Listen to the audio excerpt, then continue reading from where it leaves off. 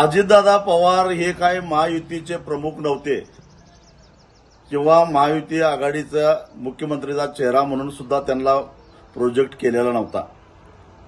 तरी सुद्धा अजितदादा पवार हे जर म्हणत असतील की मी कर्जमाफी करतो असं कधीच बोललो नव्हतो, तर त्यांनी हेही स्पष्ट करावं, महायुतीनं जो जाहीरनामा प्रसारित केलेला होता त्या जाहीरनाम्यामध्ये शेतकऱ्यांचा सातबारा कोरा करायचं आश्वासन दिलेलं होतं की नाही, शेतकऱ्यांना हमीभावावर 20% अनुदान जादा द्यायचं कबूल केलं होतं का नाही, आणि जर असेल तर त्या जाहीरनाम्याशी मी सहमत नाही, माझा त्या जाहीरनाम्याशी काही संबंध नाही, माझ्या पक्षाचा त्या जाहीरनाम्याशी काही संबंध नाही, हेही अजितदादांना स्पष्ट करावं।